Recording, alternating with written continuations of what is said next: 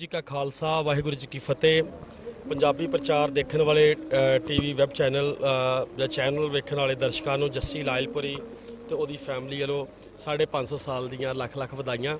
Special thanks ਕਰਦਾ ਹਾਂ ਮੈਂ ਪਾਕਿਸਤਾਨ ਸਰਕਾਰ ਦਾ, ਸਪੈਸ਼ਲ ਪੀਟੀਆਈ ਇਮਰਾਨ ਖਾਨ ਸਾਹਿਬ ਦਾ ਕਿ ਅਸੀਂ 72 ਸਾਲਾਂ ਤੋਂ ਸਿੱਖ ਕੌਮ ਅਰਦਾਸਾਂ ਕਰਦੇ ਹਾਂ ਸੱਚੇ ਪਾਤਸ਼ਾਹ ਜਿਨ੍ਹਾਂ ਨੂੰ ਪੰਥ ਤੋਂ ਵਿਛੋੜਿਆ ਗਿਆ ਉਹਨੂੰ ਗੁਰੂ ਘਰਾਂ ਦੇ ਆਪਣਾ ਦਰਸ਼ਨ, ਖੁੱਲੇ ਦਰਸ਼ਨ ਦੀਦਾਰ ਤੇ ਸੇਵਾ ਸੰਭਾਲ ਦਾ ਦਾਨ ਖਾਲਸਾ ਜੀ ਨੂੰ ਬਖਸ਼ੋ।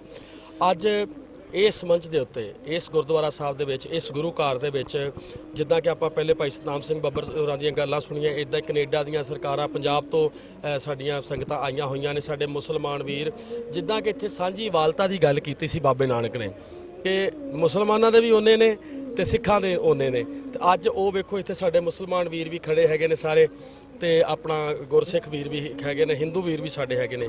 ਅਸੀਂ ਸਰਬੱਤ ਦੇ ਭਲੇ ਦੀ ਗੱਲ ਕਰਦੇ ਹਾਂ, ਜਿੱਦਾਂ ਗੁਰੂ ਨਾਨਕ ਸਾਹਿਬ ਨੇ ਸਾਨੂੰ ਸਰਬੱਤ ਦੇ ਭਲੇ ਦੀ ਗੱਲ ਦਾ ਕਿਹਾ ਹੈਗਾ। ਔਰ ਸਾਡੀ ਇਹ ਅਰਦਾਸ ਹੈ ਕਿ ਗੁਰੂ ਪਾਤਸ਼ਾਹ, ਸੱਚੇ ਪਾਤਸ਼ਾਹ, ਇਹ ਪਾਕਿਸਤਾਨ ਨਾ ਇਸ ਤੋਂ ਇਸ ਤਰ੍ਹਾਂ ਰੱਖਿਆ ਗਿਆ ਸੀ ਕਿਉਂਕਿ ਗੁਰੂ ਨਾਨਕ ਸਾਹਿਬ ਨੇ ਇੱਥੇ ਜਨਮ ਧਾਰਿਆ ਸੀ।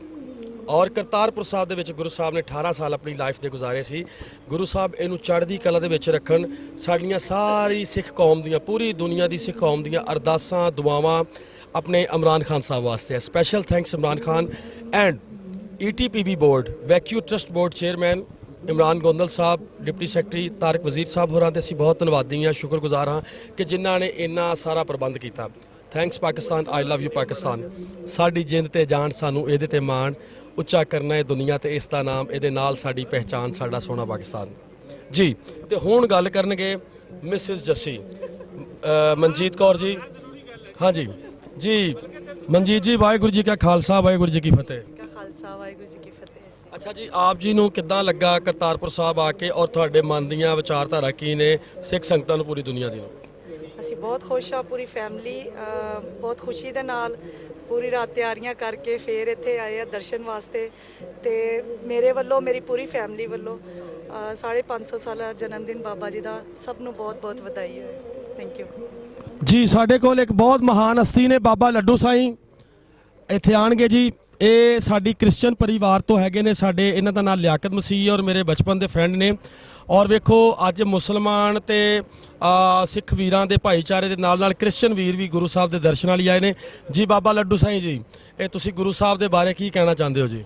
ਹੁਣ ਤੇ ਬਹੁਤ ਅੱਛਾ ਮੁਕਾਮ ਬਣ ਗਿਆ ਵੇ। ਅੱਗੇ ਮੈਂ 4 ਸਾਲ ਪਹਿਲੇ ਆਇਆ ਸਾਂ, ਹੁਣ ਜਿੰਨੀ ਬਿਹਤਰੀ ਕਰ ਦਿੱਤੀ ਹੈ ਇਮਰਾਨ ਖਾਨ ਦੀ ਮਿਹਰਬਾਨੀ ਹੈ। ਤੇ ਪਾਕਿਸਤਾਨ ਦੇ ਬਾਰੇ 'ਚ ਕੀ ਕਹਿਣਾ ਚਾਹੁੰਦੇ ਹੋ ਤੁਸੀਂ? ਪਾਕਿਸਤਾਨ ਜ਼ਿੰਦਾਬਾਦ, ਕਿਉਂਕਿ ਸ਼ੇਰ ਦਿਲ ਰਹਿੰਦੇ ਨੇ ਤੇ ਫਿਰ ਸ਼ੇਰ ਦਿਲ ਦੀ ਸ਼ੇਰ ਦਿਲ ਨਾਲ ਹੀ ਯਾਰੀ। ਅੱਛਾ ਬਾਬਾ ਜੀ, ਇੱਕ ਪਰਸਨਲ ਗੱਲ ਤੁਹਾਡੇ ਕੋਲ ਪੁੱਛਾਂਗਾ। ਤੁਹਾਨੂੰ ਤਾਂ ਪੀਪਲਸ ਪਾਰਟੀ ਪਸੰਦ ਹੈ, ਲੇਕਿਨ ਇਮਰਾਨ ਖਾਨ ਦੇ ਐਡੇ ਵੱਡੇ ਪ੍ਰਬੰਧ ਦੇ ਉੱਤੇ ਤੁਸੀਂ ਕੀ ਕਹਿਣਾ ਚਾਹੁੰਦੇ ਹੋ? ਮਤਲਬ ਹੁਣ ਚੜ੍ਹਦਾ ਸੂਰਜ ਤੇ ਫਿਰ ਉਹਨਾਂ ਨੂੰ ਓਕੇ ਕਰਨਾ ਪੈਣਾ। ਸ਼ਾਨ ਕਲੰਦਰ ਦੀ ਬਾਬਾ ਲੱਡੂ ਸਾਈਂ ਜਿੰਦਾਬਾਦ, ਗਾਵਾਂ ਵਾਲੀ ਸਰਕਾਰ ਜਿੰਦਾਬਾਦ, ਘੋੜੇ 5 ਬੰਦੂਕਾਂ 4 ਝੂਲੇ ਲਾਲ, ਅੱਗੇ ਟਾਂਗਾ ਪਿੱਛੇ ਕਾਰ, ਚੱਲੇ ਮੁਹੱਬਤ ਦੀ ਤਲਵਾਰ, ਕੱਲ ਸੀ ਹਫਤਾ ਅੱਜ ਤਵਾਰ, ਟੈਲੀਨਾਰ ਟੈਲੀਨਾਰ, ਤੇਰੇ ਦਿਲ ਦੀ ਆਵਾਜ਼ ਮੇਰੇ ਦਿਲ ਦੀ ਆਵਾਜ਼, ਬਾਬਾ ਲੱਡੂ ਸਾਈਂ ਜਿੰਦਾਬਾਦ, ਤੂੰ ਕਵੇਂ ਤੇਰਾ ਸਾਈਂ ਮੈਂ ਕਵਾਂ ਮੇਰਾ ਸਾਈਂ, ਬਾਬਾ ਲੱਡੂ ਸਾਈਂ ਬਾਬਾ ਲੱਡੂ ਸਾਈਂ, ਸਾਡੇ ਤੇ ਨਜ਼ਰੇ ਕਰਮ ਕਮਾਈ, ਬੁਰੀ ਨਜ਼ਰ ਤੋਂ ਸਾਨੂੰ ਬਚਾਈ, ਬਾਬਾ ਲੱਡੂ ਸਾਈਂ ਬਾਬਾ ਲੱਡੂ ਸਾਈਂ, ਝੂਲੇ ਲਾਲ ਖੇਲਣ ਬਾਦਸ਼ਾਹਾਂ ਦੇ ਬਾਲ, ਬਾਬਾ ਲੱਡੂ ਸਾਈਂ ਜਿੰਦਾਬਾਦ। ਬਹੁਤ ਬਹੁਤ ਸ਼ੁਕਰੀਆ ਬਾਬਾ ਲੱਡੂ ਸਾਈਂ ਜੀ। ਲਓ ਜੀ, ਪੰਜਾਬੀ ਪ੍ਰਚਾਰ ਵਾਲਿਆਂ ਦਾ ਬਹੁਤ ਬਹੁਤ ਧੰਨਵਾਦ ਕਰਦੇ ਹਾਂ ਜੀ ਕਿ ਜਿਨ੍ਹਾਂ ਨੇ ਬਹੁਤ ਸੋਹਣਾ ਇੰਟਰਵਿਊ ਕੀਤਾ। ਬਹੁਤ ਬਹੁਤ ਧੰਨਵਾਦ ਜੀ। ਵਾਹਿਗੁਰੂ ਜੀ ਕਾ ਖਾਲਸਾ ਵਾਹਿਗੁਰੂ ਜੀ ਕੀ ਫਤਿਹ।